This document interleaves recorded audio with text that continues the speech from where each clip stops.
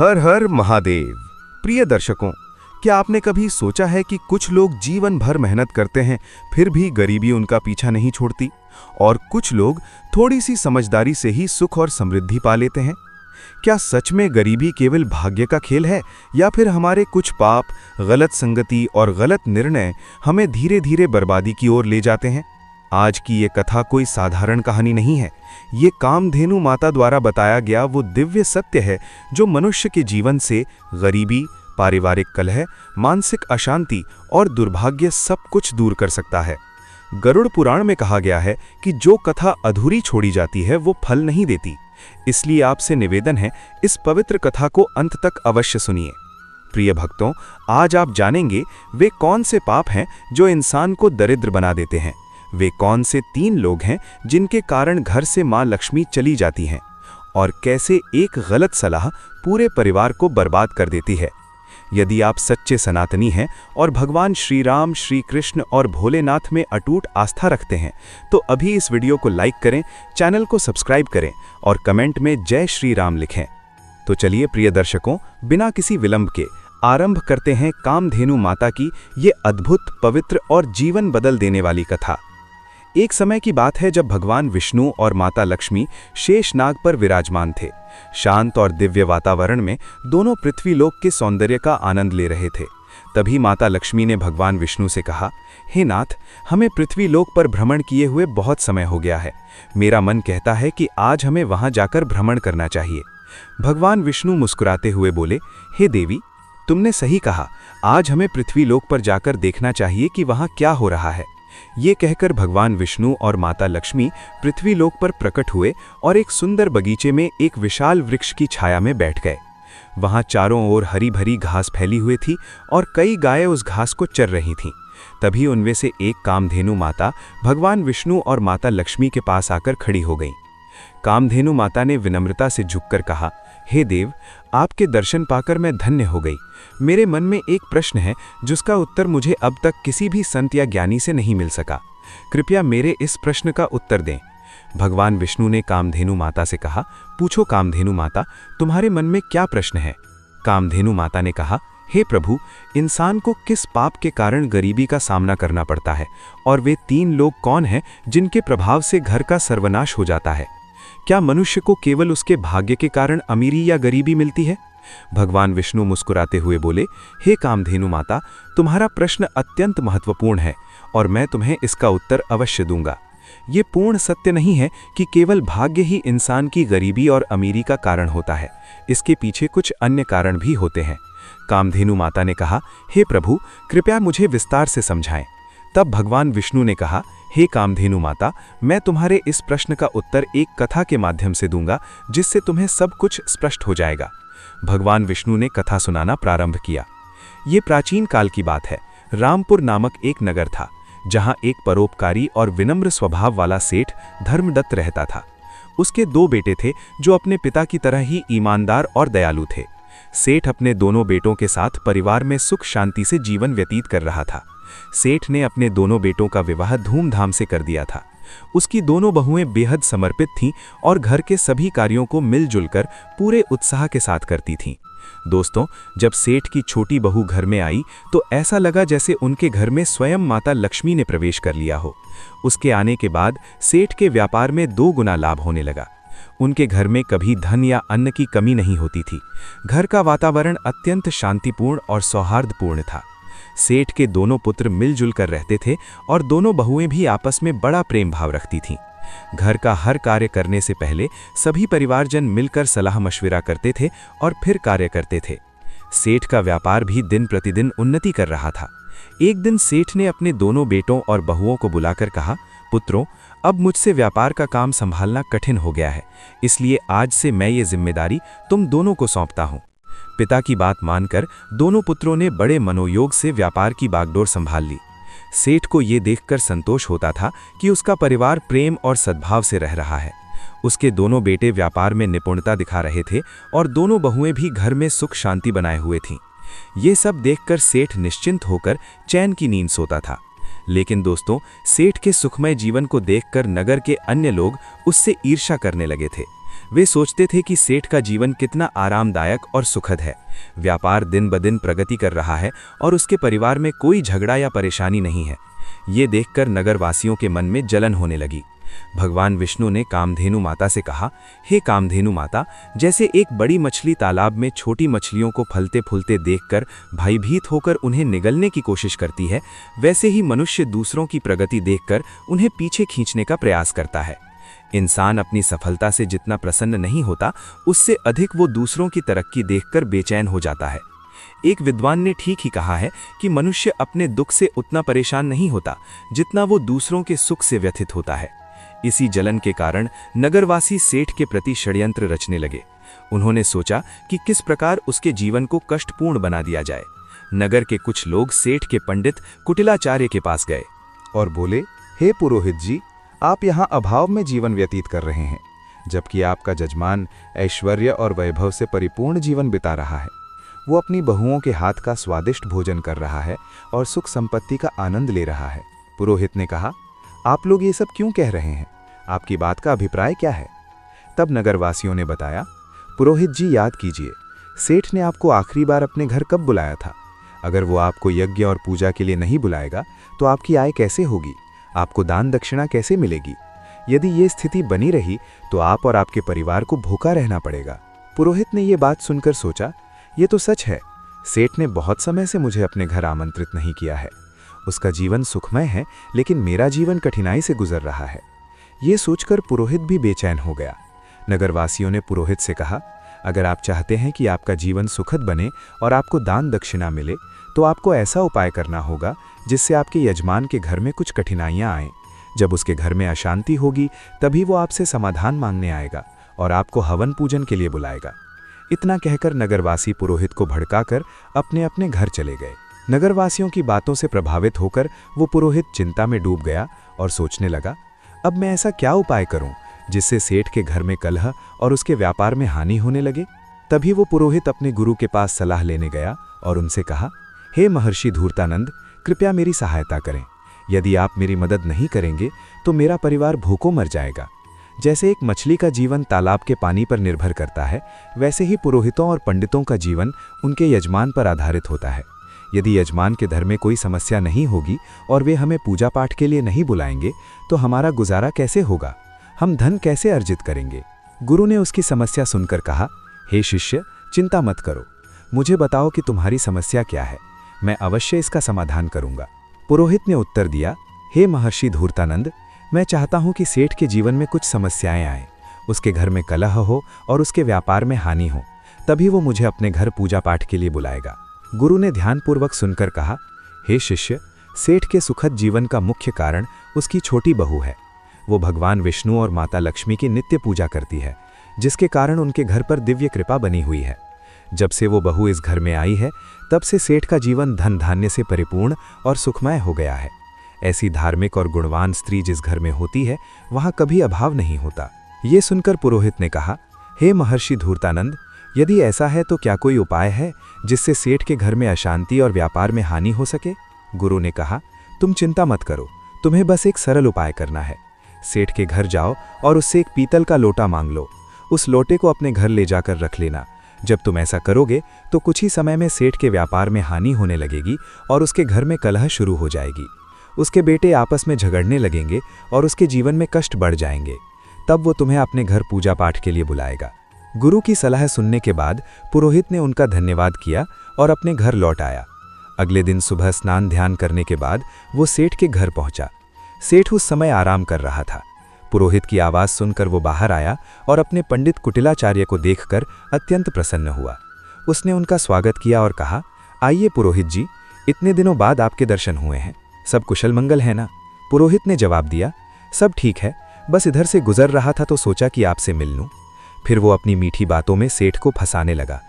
कुछ देर बाद उसने कहा, सेठ जी, मुझे थोड़ा पानी दीजिए। सेठ पानी लाने के लिए जाने लगा। तभी पुरोहित ने कहा, पानी पीतल के लोटे में लाइए। सेठ मुस्कुराते हुए बोला, जैसा आप कहें पुरोहित जी।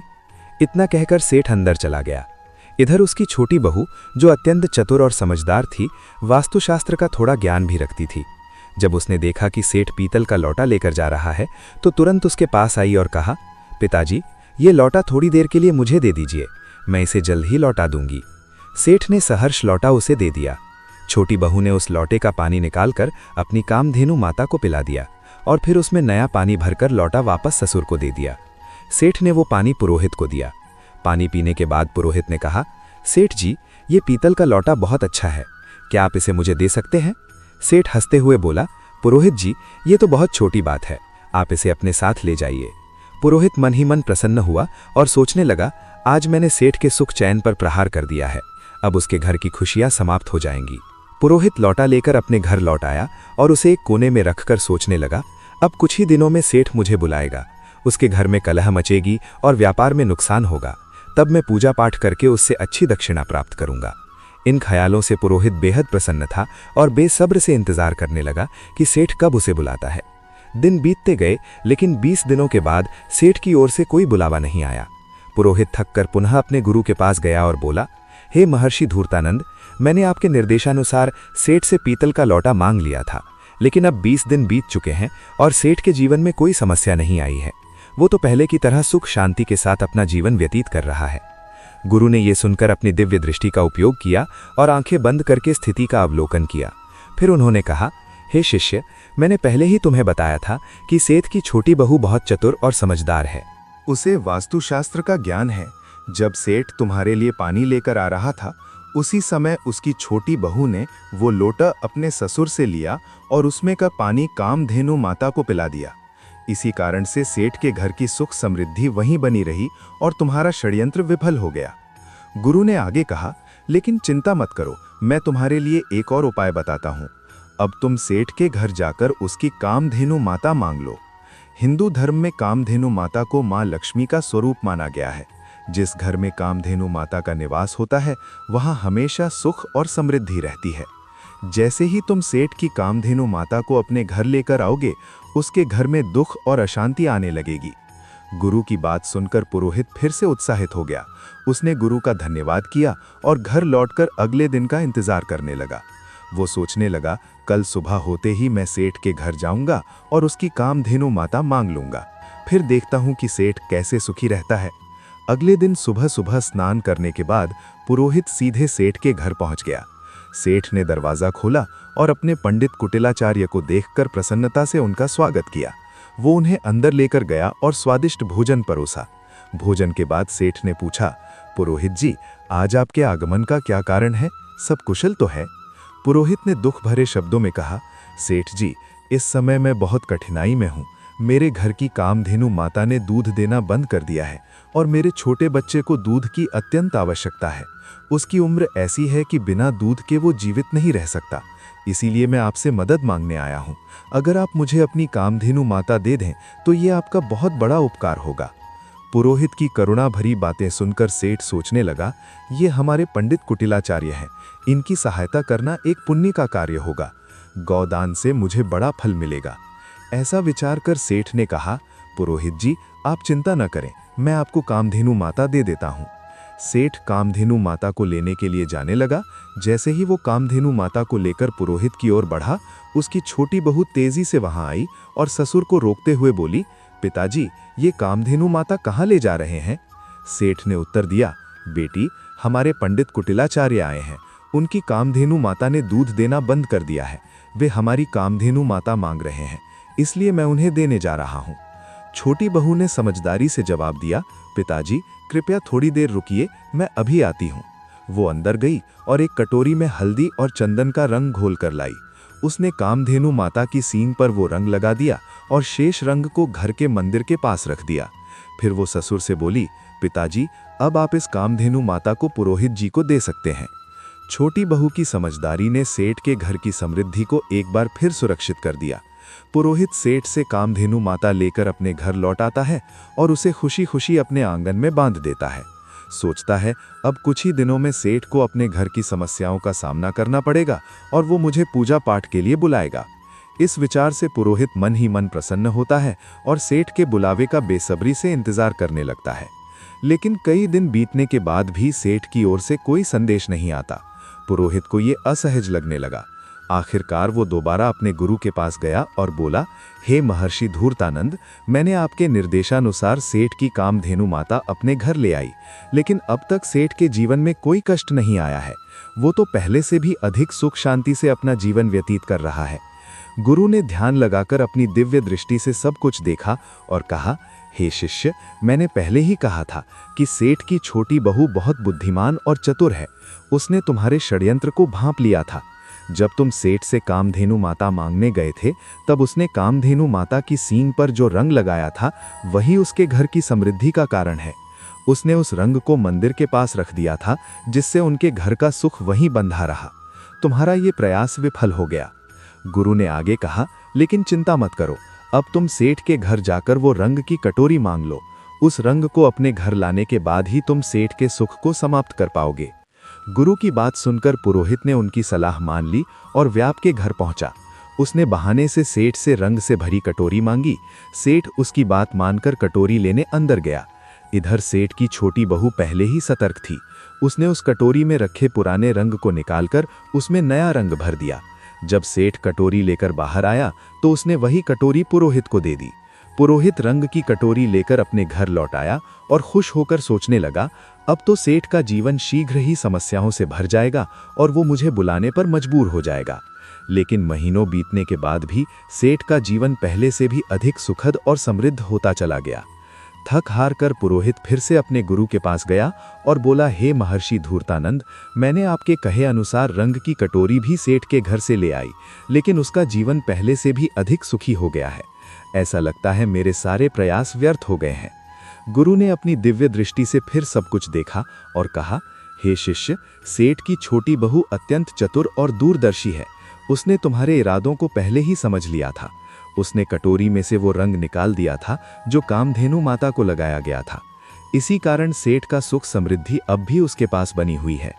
जब तक वो छोटी बहू सेठ के घर में रहेगी, तब तक तुम सेठ का कुछ नहीं बिगाड़ सकते। अब तुम्हें किसी भी तरह से उस छोटी बहू को घर से बाहर करना होगा, तभी सेठ के जीवन में कष्ट आएंगे। गुरु की ये बात पुरोहित की समझ में आ गई। उसने सोचा कि छोटी बहू को घर से निकालने के अलावा अब कोई और उपाय नहीं बचा है। वो घर लौटकर सेठ के परिवार में फूट डालने और छोटी बहू को घर से बाहर करने की योजना बनाने लगा। अगले दिन पुरोहित चिंतित मुद्रा में सेठ के घर पहुंचा। सेठ ने उसे इस अवस्था में देखा तो पूछा, पुरोहित जी, क्या बात है, आप इतने परेशान क्यों हैं? पुरोहित ने गंभीर स्वर में कहा, सेठ जी, आपके घर पर बहुत बड़ा संकट मंडरा रहा है। यदि आपने जल्द ही इसका समाधान नहीं किया तो आपका सुखमय जीवन बर्बाद हो जाएगा। आपके बेटों को व्यापार में बड़ा नुकसान होगा और आपके परिवार पर विपत्ति का पहाड़ टूट पड़ेगा। सेठ ये सुनकर घबरा गया और चिंतित स्वर में बोला, पुरोहित जी, ये आप क्या कह रहे हैं? कृपया हमें इस संकट से बचने का उपाय बताइए। आप हमारे पंडित कुटिलाचार्य हैं, जो भी आप कहेंगे हम अवश्य करेंगे। पुरोहित ने सेठ की घबराहट भांप ली और समझ गया कि वो अब उसके जाल में फंस चुका है। उसने कहा, इस संकट से बचने का एक ही उपाय है। पुरोहित ने सेठ से कहा, सेठ जी, आपकी छोटी बहू आपके परिवार के लिए एक बड़ा संकट बन चुकी है। जब तक वो इस घर में है, आपका और आपके परिवार का दुर्भाग्य दूर नहीं होगा। मैं तो यही सलाह दूंगा कि आप उसे तुरंत अपने घर से निकाल दें। पुरोहित की इन बातों पर सेठ को पहले तो विश्वास नहीं हुआ, लेकिन बार बार पुरोहित के जोर देने पर उसने उसकी बातों पर भरोसा करना शुरू कर दिया। सेठ ने कहा, पुरोहित जी, जैसा आप कह रहे हैं मैं वैसा ही करूंगा। आप बताइए कि मुझे अपनी बहू को कब घर से निकालना चाहिए? पुरोहित ने उत्तर दिया, सेठ जी, समय व्यर्थ मत कीजिए, जितना जल्दी हो सके उसे घर से निकाल दीजिए। ये कहकर पुरोहित मन ही मन प्रसन्न होता हुआ अपने घर लौट गया। सेठ इस स्थिति से अत्यंत उदास हो गया। वो सोचने लगा, मेरी छोटी बहू तो बहुत ही अच्छे स्वभाव की है। वो न केवल मेरी सेवा करती है, बल्कि पूरे परिवार का भी ख्याल रखती है। मैं उसे कैसे घर से निकाल सकता हूँ? लेकिन फिर वो विचार करने लगा, यदि वो परिवार के लिए संकट है तो मुझे इस कठोर निर्णय को लेना ही होगा, क्योंकि मैं अपने परिवार को किसी विपत्ति में नहीं डाल सकता। यह सोचकर सेठ अपनी छोटी बहू के पास गया और दुखी मन से बोला, बहू, मुझे बहुत दुख है, लेकिन तुम्हें इस घर को आज ही छोड़ना होगा। तुम्हारे कारण हमारे परिवार पर बड़ी विपत्ति आने वाली है। ससुर की बात सुनकर बहू स्तब्ध रह गई, लेकिन वो तुरंत समझ गई कि ये सब दुष्ट पुरोहित की साजिश है। उसने नम्रता से कहा, ठीक है पिताजी, यदि यही आपकी इच्छा है तो मैं इस घर को छोड़ देती हूँ। जब सेठ का छोटा बेटा ये सब देखता है तो वो भी गुस्से और दुख से भर जाता है। उसने अपने पिता से कहा, पिताजी, यदि मेरी पत्नी को इस घर में जगह नहीं मिल सकती तो मैं भी इस घर में नहीं रह सकता। मैं अपनी पत्नी के साथ चला जाऊंगा। छोटा बेटा और उसकी पत्नी घर छोड़कर शहर चले गए। वहां उन्होंने एक छोटे से किराए के मकान में रहना शुरू कर दिया। सेठ का छोटा बेटा अत्यंत मेहनती और ईमानदार था। कुछ समय बाद उसने शहर में अपना छोटा सा व्यापार शुरू किया, जो उसकी लगन और ईमानदारी के कारण तेजी से बढ़ने लगा। धीरे धीरे वे संपन्न हो गए और उन्होंने शहर में अपना खुद का घर खरीद लिया। इधर सेठ का घर पुरोहित की चालों के कारण बर्बादी की कगार पर आ गया। घर में हर दिन झगड़े और कलह होने लगे। सेठ का बड़ा बेटा सुमेध, जो पहले व्यापार में मन लगाता था, बुरी संगति में फंस गया। वो बेवजह धन उड़ा रहा था और दिन रात आवारागर्दी करता था। पुरोहित पूजा पाठ के बहाने सेठ से लगातार धन लेता रहा और धीरे धीरे सेठ की सारी जमा पूंजी समाप्त हो गई। व्यापार भी पूरी तरह से बंद हो गया। अब तो स्थिति ये हो गई कि घर में खाने पीने का भी अभाव हो गया। नगरवासी सेठ की दुर्दशा देखकर हंसते और ताने मारते। उसकी दशा का मजाक उड़ाया जाता। ये सब देखकर सेठ को आत्मग्लानि होने लगी। उसने सोचा, मेरी जिंदगी अब किसी काम की नहीं रही। आत्महत्या के अलावा मेरे पास और कोई रास्ता नहीं बचा। इस विचार के साथ वो नदी की ओर बढ़ चला, लेकिन रास्ते में उसकी भेंट एक तेजस्वी संत से हुई। संत के मुख पर दिव्य तेज था, माथे पर चंदन का टीका और उनके लंबे केश उन्हें अद्वितीय बनाते थे। संत को देखकर सेठ ने उन्हें प्रणाम किया और उदास होकर आगे बढ़ने लगा। संत ने कहा, हे पुत्र ठहरो, तुम्हें इतनी चिंता क्यों हो रही है, क्या बात है? सेठ ने रुककर संत के समक्ष अपना पूरा हाल सुना दिया। उसकी बातें सुनकर तुरंत संत ने स्थिति को समझ लिया। संत बोले, हे पुत्र, तुम्हारे जीवन में सभी परेशानियां उसी दिन से शुरू हुई जब तुमने अपनी छोटी बहू को घर से निकाला। संत महात्मा ने सेठ से कहा, हे पुत्र, तुम्हारे घर में ये संकट उसी दिन से शुरू हुआ जब तुमने अपनी छोटी बहू को घर से निकाला। वो साक्षात माता लक्ष्मी का स्वरूप है। उसकी भगवान के प्रति निष्ठा और नित्य पूजा पाठ के कारण तुम्हारे घर में सुख समृद्धि थी। संत की बातें सुनकर सेठ को अपनी भूल का एहसास हुआ। वो तुरंत शहर गया और अपने छोटे पुत्र विवेक के घर पहुंचकर अपनी बहू के समक्ष हाथ जोड़कर क्षमा मांगते हुए बोला, बहू, मुझे माफ कर दो। मैंने उस दुष्ट पुरोहित की बातों में आकर तुम्हें घर से निकाल दिया, लेकिन सच्चाई ये है कि तुम हमारे परिवार की लक्ष्मी हो। जब तक तुम घर में थीं, सुख और शांति बनी रही, लेकिन तुम्हारे जाने के बाद से हमारा घर कलेश और दुखों से घिर गया है। हमारा व्यापार पूरी तरह से ठप हो चुका है। ससुर की ये बात सुनकर छोटी बहू ने विनम्रता से कहा, पिताजी, आप चिंता ना करें, मैं तुरंत घर लौटती हूँ। ये घर भी मेरा है और वो घर भी मेरा ही है। मैं पहले ही समझ चुकी थी कि पुरोहित ने हमें बाहर करने के लिए षड्यंत्र रचा है। फिर वो ससुर और अपने पति के साथ खुशी खुशी घर लौट आई। मित्रों, इस संसार में कई लोग होते हैं जो दूसरों की खुशियों से जलते हैं और उन्हें बर्बाद करने का प्रयास करते हैं, लेकिन ये हम पर निर्भर करता है कि हम किसकी बातों पर भरोसा करते हैं और कैसे निर्णय लेते हैं। यदि हम गलत लोगों की बातों में आकर अपने ही परिवार को तोड़ेंगे तो निश्चित रूप से हमारा घर बर्बाद हो जाएगा और हमारी स्थिति दयनीय हो जाएगी। छोटी बहू के घर लौटने के कुछ ही दिनों बाद सेठ का व्यापार फिर से चलने लगा। उसका परिवार एक बार फिर सुख शांति से भर गया। घर में खुशियां लौट आईं और सेठ ने समझ लिया कि एक और सही निर्णय ही परिवार की नींव को मजबूत रखते हैं। भगवान विष्णु ने कामधेनु माता से कहा, हे कामधेनु माता, मैं तुम्हें एक महत्वपूर्ण बात बताने जा रहा हूँ, ध्यान से सुनो। जिस घर में इन 3 प्रकार के लोगों की बात मानी जाती है, उस घर का नाश सुनिश्चित है। कामधेनु माता ने पूछा, हे प्रभु, वे 3 लोग कौन हैं? भगवान विष्णु ने कहा, पहला, जिस घर में अहंकारी और दुष्ट स्वभाव वाले व्यक्ति की बात सुनी जाती है, वहां निश्चित रूप से विनाश होता है। दूसरा, जिस घर में लालची, कुटिल और अनैतिक आचरण वाली स्त्री का प्रभाव हो, वहां धन कभी नहीं टिकता और वो घर सदैव दरिद्र रहता है। माता लक्ष्मी ऐसे घर में प्रवेश नहीं करती। तीसरा, जिस घर में बाहरी व्यक्तियों की बातों को अधिक महत्व दिया जाता है और उनके कहे अनुसार घर चलता है, वो घर भी बर्बाद हो जाता है। भगवान विष्णु ने आगे कहा, हे गौमां, तुम्हारा दूसरा प्रश्न था कि मनुष्य किस पाप के कारण गरीब या अमीर बनता है। तो सुनो, गीता में योगेश्वर कृष्ण ने कहा है कि मनुष्य को कभी भी अपने विवेक, परिश्रम, बुद्धि और उद्यम पर संदेह नहीं करना चाहिए।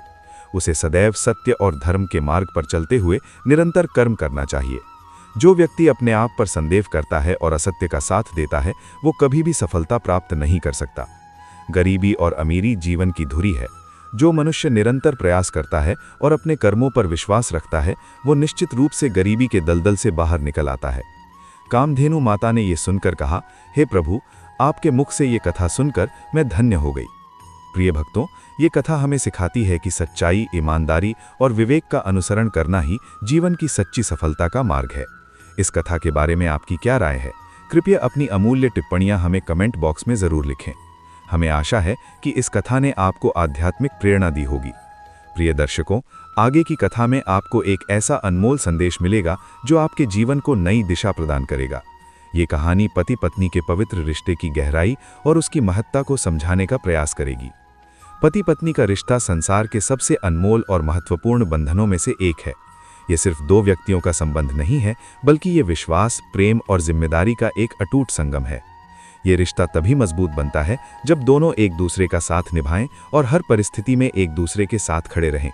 लेकिन अगर इस रिश्ते में दूरियां आ जाएं, तो ये केवल दुख और पछतावा ही लेकर आता है। आज हम एक ऐसी कथा सुनाने जा रहे हैं जो पति पत्नी के रिश्ते को एक नई दृष्टि से समझने का अवसर प्रदान करेगी। ये कहानी उन स्त्रियों और पुरुषों के लिए एक संदेश है जो अपने जीवन साथी के महत्व को अनदेखा करते हैं या उनके साथ रिश्तों में लापरवाही बरतते हैं। मित्रों, ये देखा गया है कि कई बार कुछ पत्नियां अपने पति के साथ रात में सोने से कतराती हैं। वे उन्हें अपने पास आने से रोकती हैं और तरह तरह के बहाने बनाकर दूरी बना लेती हैं। ऐसी स्थिति केवल उनके रिश्ते को ही नहीं, बल्कि उनके पूरे जीवन को भी प्रभावित करती है। ऐसी महिलाएं अक्सर अपने निर्णयों पर पछताती हैं, लेकिन तब तक बहुत देर हो चुकी होती है। ये कथा उन महिलाओं के लिए एक चेतावनी है जो अपने रिश्तों में दूरी पैदा करती हैं। अब सवाल ये उठता है कि क्या पति पत्नी का एक साथ सोना उनके रिश्ते के लिए आवश्यक है? इस प्रश्न का उत्तर आज हम एक कथा के माध्यम से समझने का प्रयास करेंगे। प्रिय दर्शकों, ये कहा जाता है कि कुछ पत्नियां अपने पति के पास आने पर उन्हें अपमानित करती हैं, खरी खोटी सुनाती हैं और उन्हें भला बुरा कहती हैं। ऐसी महिलाओं को ये समझना चाहिए कि उनका ऐसा व्यवहार न केवल उनके पति को, बल्कि उनके स्वयं के जीवन को भी बर्बाद कर सकता है। जो स्त्री अपने पति को अपने पास आने से रोकती है, वो एक बड़ा पाप करती है। एक बार की बात है, सीतापुरी नामक एक नगर था। नगर के पास एक घना जंगल था जिसके बीच में एक सुंदर तालाब स्थित था।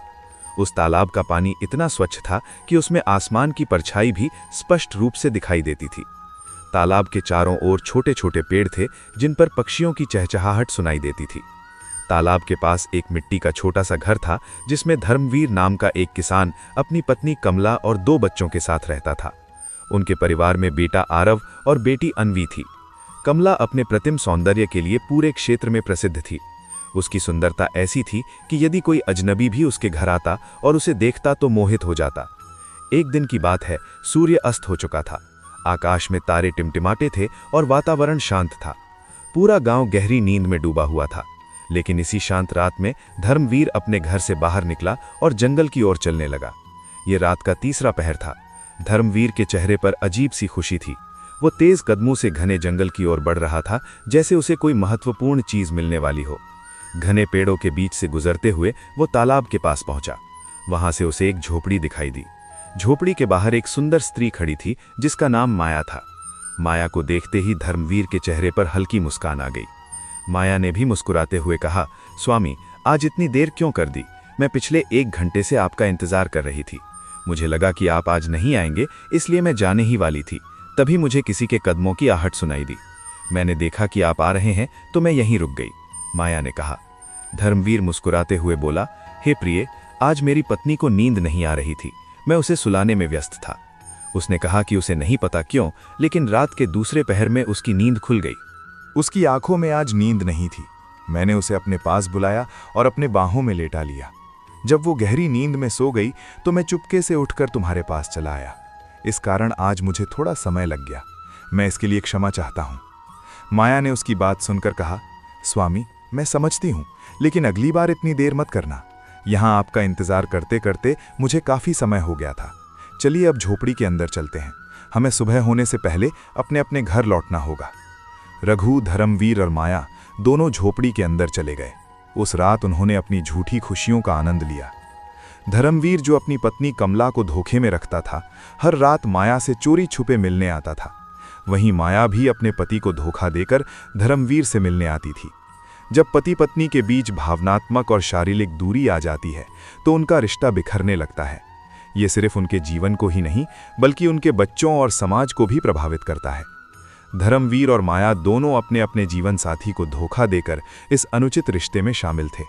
उनका ये सिलसिला लंबे समय तक चलता रहा। लेकिन दोस्तों, ये जानना जरूरी है कि जो स्त्री अपने पति को धोखा देती है और जो पुरुष अपनी पत्नी को छलते हैं, उनके जीवन में इसका क्या परिणाम होता है। अब आगे की कथा में जानते हैं कि इस प्रकार के कृत्य के क्या दुष्परिणाम हो सकते हैं। इंद्रलोक का वातावरण शांत था। आकाश में तारे झिलमिला रहे थे और मंद मंद सुगंधित पवन बह रही थी। भगवान इंद्र अपने सिंहासन पर विराजमान थे और उनके चारों ओर दिव्य प्रकाश फैला हुआ था। इसी समय आकाश मार्ग से पक्षीराज गरुड़ अपने विशाल पंखों की गति से उड़ते हुए नारायण नारायण का जाप करते हुए इंद्रलोक पहुंचे। उन्होंने भगवान इंद्र को प्रणाम किया और हाथ जोड़कर कहा, हे देवराज, मैं पृथ्वीलोक से लौट रहा हूं। वहां मैंने एक ऐसी घटना देखी जिसने मेरे मन में अनेक प्रश्न उत्पन्न कर दिए हैं। कृपा करके इन प्रश्नों का समाधान करें। भगवान इंद्र ने पक्षीराज गरुड़ को स्नेहपूर्वक देखा और कहा, हे पक्षीराज गरुड़, तुम इतने व्यथित क्यों हो? कौन सी बात तुम्हें परेशान कर रही है? निसंकोच अपनी बात मुझसे कहो। पक्षीराज गरुड़ ने नम्रता से कहा, हे देवराज, जब मैं पृथ्वीलोक पर भ्रमण कर रहा था तो मैंने एक विचित्र दृश्य देखा। एक स्त्री जो अपने पति और बच्चों के साथ रहती थी, रात के समय अपने पति और बच्चों को धोखा देकर घर से निकल गई। उसने अपने पति को सुलाया और जंगल की ओर चल पड़ी। वहां वो एक झोपड़ी के पास खड़ी थी, जैसे किसी पुरुष का इंतजार कर रही हो। दूसरी ओर एक पुरुष जो अपने परिवार का मुखिया था, वो भी अपनी पत्नी और बच्चों को धोखा देकर जंगल के रास्ते से उसी झोपड़ी में पहुंचा। मैंने देखा कि वो स्त्री और वो पुरुष, जो दोनों अपने अपने परिवारों के लिए जिम्मेदार थे, एक दूसरे से मिलकर अनैतिक संबंध बना रहे थे। ये दृश्य देखकर मेरा मन विचलित हो गया। पक्षीराज गरुड़ ने आगे कहा, हे देवराज, मैं ये समझने में असमर्थ हूँ कि ऐसे लोग जो अपने जीवन साथी और बच्चों को धोखा देकर इस प्रकार का कृत्य करते हैं, उनके जीवन में क्या परिणाम होंगे। ये कलयुग का प्रभाव है या मानव मन की विकृति? कृपया मेरे इन प्रश्नों का उत्तर दें। भगवान इंद्र ने पक्षीराज गरुड़ की बात ध्यान से सुनी और उन्हें शांत रहने का संकेत दिया। फिर बोले, हे पक्षीराज गरुड़, तुम इतने व्याकुल क्यों हो? ये कलयुग है और इसमें इस प्रकार के कृत्य असामान्य नहीं है। कलयुग में मनुष्य अपनी इच्छाओं, वासनाओं और स्वार्थ के अधीन हो जाता है। यही उनके पतन का मुख्य कारण है। उन्होंने आगे कहा, तुम्हारे प्रश्न अत्यंत महत्वपूर्ण हैं। ये प्रश्न न केवल स्त्रियों के लिए बल्कि पुरुषों के लिए भी उतने ही प्रासंगिक हैं। पति पत्नी के संबंध में संतुलन, प्रेम और जिम्मेदारी का होना अनिवार्य है। यदि इनमें से कोई एक अपने कर्तव्यों को भूल जाए तो इसका परिणाम पूरे परिवार और समाज पर गहरा प्रभाव डालता है। अब मैं तुम्हारे प्रश्नों का उत्तर एक कथा के माध्यम से दूंगा। इसे ध्यानपूर्वक सुनो और इसे मानव जाति के कल्याण के लिए उपयोग करो। पक्षीराज गरुड़ ने कहा, हे देवराज, कृपया विस्तार से बताएं। भगवान इंद्र ने कथा आरंभ की। एक समय की बात है, देवगढ़ नामक नगर में सेठ हरिप्रसाद नाम का एक धनवान सेठ रहता था। वो अपनी मेहनत और चतुराई से खूब धन कमाता था। सुभाष अनाज को किसानों से कम दाम पर खरीदता और ऊंचे दामों पर व्यापारियों को बेचता। इस प्रकार उसकी संपत्ति दिन ब दिन बढ़ती गई। सुभाष का एकमात्र पुत्र था नरेश, जिसे वो और उसकी पत्नी शारदा देवी अत्यधिक स्नेह करते थे। लेकिन नरेश को बचपन से अधिक आज़ादी मिली हुई थी। वो जो चाहता वही करता। सुभाष और शारदा देवी ने उसे कभी किसी चीज़ के लिए मना नहीं किया। कहते हैं कि अत्यधिक आज़ादी इंसान को बिगाड़ देती है। नरेश के साथ भी यही हुआ। वो बुरी संगत में पड़ गया और जुआ खेलने, नशा करने और वेश्याओं के पास जाने का आदी हो गया। धीरे धीरे उसने अपने पिता की संपत्ति बर्बाद करनी शुरू कर दी। पक्षीराज गरुड़ ने पूछा, हे देवराज, नरेश ने ऐसा क्यों किया? क्या उसके माता पिता ने उसे रोकने का प्रयास नहीं किया? भगवान इंद्र ने उत्तर दिया, हे पक्षीराज गरुड़, सुभाष और शारदा देवी ने नरेश को समझाने की बहुत कोशिश की, लेकिन जब कोई व्यक्ति बुरी संगत में पड़ जाता है तो उसे सही रास्ते पर लाना अत्यंत कठिन हो जाता है। नरेश ने अपने माता पिता की बातों को अनसुना कर दिया। उसने अपनी माँ से झूठ बोलकर धन मांगना शुरू किया और जुए में हार जाता। वेश्याओं और नशे की लत ने उसे उसकी इच्छाओं का गुलाम बना दिया। नरेश की आदतें इतनी बिगड़ गईं कि उसने न केवल अपने पिता की संपत्ति बर्बाद की, बल्कि अपने स्वास्थ्य और चरित्र को भी खो दिया। भगवान इंद्र ने आगे कहा, ये कथा उन माता पिता के लिए एक चेतावनी है जो अपने बच्चों को अनुशासन में नहीं रखते। अत्यधिक छूट और बुरी संगत किसी भी व्यक्ति को बर्बादी की ओर ले जाती है। पक्षीराज गरुड़ ने कहा, हे देवराज, ये कथा अत्यंत शिक्षाप्रद है। कृपया इसे विस्तार से सुनाइए। भगवान इंद्र ने कहा, सुनो पक्षीराज गरुड़, जब सुभाष को पता चला कि उसका पुत्र नरेश जुआ, नशा और वेश्यावृत्ति में लिप्त है तो वो बहुत दुखी हुआ। उसने सोचा कि यदि नरेश की आदतों को रोका नहीं गया तो वो उसकी मेहनत से अर्जित सारी संपत्ति बर्बाद कर देगा। इस समस्या का समाधान खोजते हुए सुभाष ने मन ही मन विचार किया यदि नरेश का विवाह करवा दिया जाए तो शायद वो अपनी बुरी आदतें छोड़ दे। घर में उसकी पत्नी आएगी तो वो अपना ध्यान परिवार पर केंद्रित करेगा और वेश्याओं के पास जाना बंद कर देगा। इस सोच के साथ सुभाष ने एक धनवान सेठ की सुंदर और गुणवान बेटी प्रिया से नरेश का रिश्ता तय कर दिया। प्रिया न केवल रूपवती थी बल्कि अपने गुणों और नेक स्वभाव के कारण पूरे क्षेत्र में प्रशंसा पाती थी। कुछ ही समय बाद नरेश और प्रिया का विवाह हो गया। विवाह के बाद नरेश का व्यवहार बदलने लगा। प्रिया की सुंदरता और उसके गुणों ने नरेश को गहराई से प्रभावित किया। उसने वेश्याओं के पास जाना पूरी तरह से छोड़ दिया और अब घर पर ही रहने लगा। कुछ समय तक सब कुछ सही चलता रहा। प्रिया ने अपनी अच्छाइयों और प्रेम से नरेश को सुधारने का हर संभव प्रयास किया, लेकिन समय कभी किसी के लिए नहीं रुकता। नरेश के माता पिता वृद्ध हो चुके थे और एक दिन वृद्धावस्था के कारण उन्होंने इस संसार को त्याग दिया। उनके जाने के बाद नरेश पर कोई मार्गदर्शन करने वाला नहीं बचा। प्रिया के साथ रहते हुए नरेश ने वेश्याओं का साथ तो छोड़ दिया, लेकिन उसकी जुए की लत अभी भी बनी हुई थी। ये लत धीरे धीरे उसे बर्बादी की ओर ले जाने लगी। कुछ ही समय में नरेश ने अपने पिता की वर्षों की मेहनत से अर्जित सारी संपत्ति जुए में हार दी। अब उसके पास ना तो धन बचा था और ना ही कोई हुनर। वो पूरी तरह से कंगाल हो चुका था। एक दिन प्रिया ने उससे कहा, स्वामी, अब तो हमारे पास खाने के लिए भी कुछ नहीं बचा है। कृपया कोई नौकरी खोजिए ताकि हम अपना गुजारा कर सकें। पर कहते हैं कि ज्ञान और कौशल ही इंसान की असली पहचान होते हैं। अगर कोई व्यक्ति राजा के पास नौकरी मांगने जाता है तो राजा सबसे पहले यही पूछता है कि उस व्यक्ति के पास क्या हुनर और योग्यताएं हैं। अगर उसके पास कोई कौशल नहीं होता तो उसे वहां से खाली हाथ लौटा दिया जाता है। नरेश के पास कोई कौशल नहीं था। उसने अपना सारा समय और ऊर्जा जुए, नशे और गलत आदतों में बर्बाद कर दी थी। अब वो अपने परिवार के लिए भोजन जुटाने में भी असमर्थ हो गया था। नरेश के जीवन में ये सबसे कठिन समय था। उसके पास एक बेटा और एक बेटी थी जो अब विवाह योग्य हो चुके थे, लेकिन उनके विवाह के लिए धन जुटाने का कोई साधन नहीं था। घर की हालत इतनी खराब हो गई थी कि वे खाने के लिए भी मोहताज हो गए थे। नरेश की ये स्थिति उसे निरंतर पछतावे और निराशा में ढकेल रही थी। एक दिन नरेश अपनी पत्नी प्रिया के पास गया और उससे अपनी इच्छाओं की पूर्ति के लिए बात करने लगा, लेकिन प्रिया ने उसे शांत और गंभीर स्वर में कहा, स्वामी, जीवन का सबसे बड़ा सुख केवल काम वासना में नहीं होता। असली सुख दूसरों की मदद करने और एक सच्चा नेक जीवन जीने में है। जो लोग अपनी वासनाओं और लालसाओं में अंधे हो जाते हैं वे अंततः बर्बाद हो जाते हैं। यही तुम्हारे साथ भी हुआ है।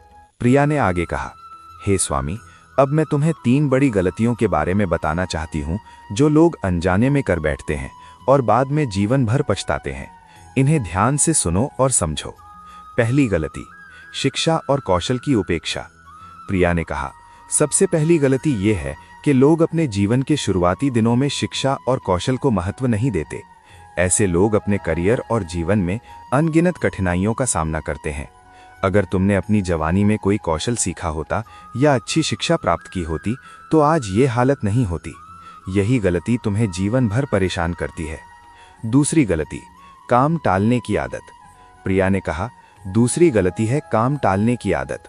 जो लोग अपनी जवानी में आलस्य करते हैं और समय का सही उपयोग नहीं करते, उन्हें भविष्य में अपने लक्ष्यों को प्राप्त करने में कठिनाइयों का सामना करना पड़ता है। तुमने भी अपने समय को व्यर्थ किया और यही कारण है कि आज तुम इस स्थिति में हो। तीसरी गलती, गलत संगति। प्रिया ने कहा, तीसरी गलती है गलत संगति।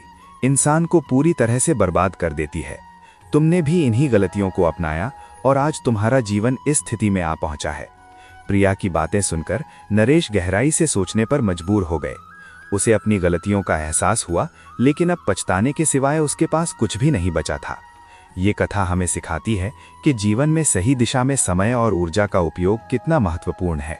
जो लोग समय रहते अपने कर्तव्यों और जिम्मेदारियों को नहीं समझते, उन्हें अंततः पछताना ही पड़ता है।